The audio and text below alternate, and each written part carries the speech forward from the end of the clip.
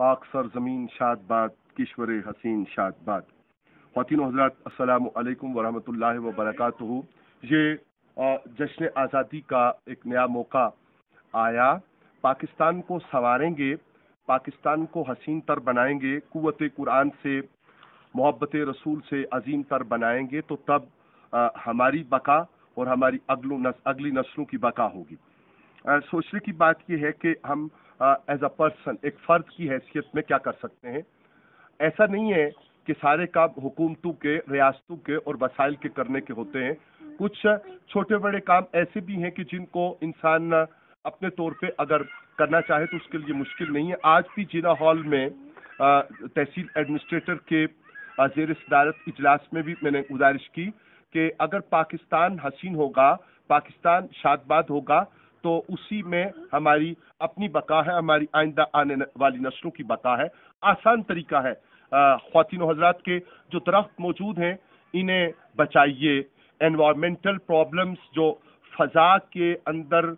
इर्ताश पैदा हो रहा है और आलूदगी पैदा हो रही है दरख्तों के तल्फ होने की वजह से, उससे जमीन को बचाने की जरूरत है। एक बदकिस्मती हमारी ये हुई है कि इसे हम लोकल लैंग्वेज में सफेदा कह देते हैं। ये वाला दरख्त हम लगा देते हैं और ये लैंडस्लाइडिंग के एरिया में काम आ भी सकता है, लेकिन उससे ज्यादा इसका ड्रॉबैक ये है कि ये मनु पानी और ड्रम्स पानी के जो हैं वो जमीन से सक करके फजा में तहलील कर देता है। तो पॉजिटिव सोच के साथ, मुस्बत सोच के साथ दरख्तों को बचाना चाहिए और जो काम आने वाले दरख्त हैं उनकी अफजाइश का सामान करना चाहिए। इस जश्न आज़ादी पे झंडे जरूर लगाएं,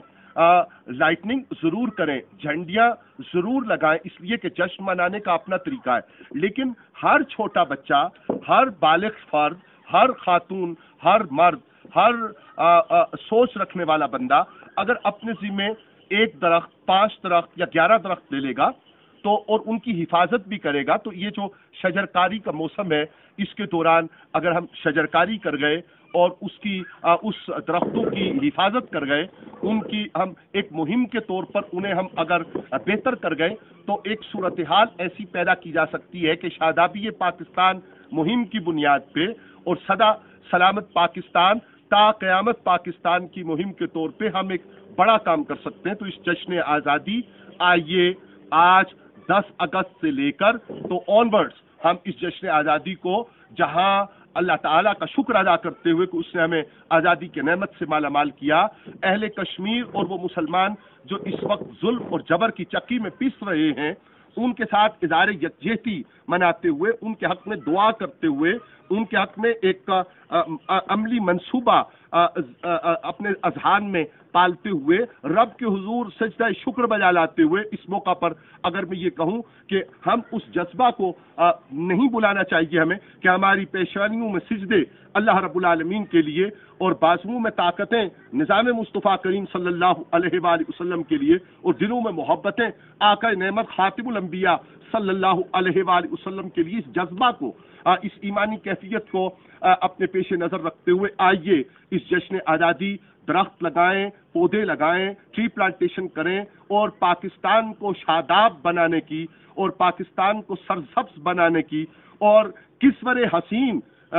हसीन शादबाद बनाने की मुहिम शुरू करें। इंशाअल्लाह रहमान अगर मुस्बत सोच के साथ हर फर्द ने मुआशरे में अपना किरदार अदा करना चाहा तो वक्त दूर नहीं कि जब पाकिस्तान जैसी मजबूत कौम, पाकिस्तान जैसा हसीन मुल्क और पाकिस्तान जैसी मजबूत मईशत किसी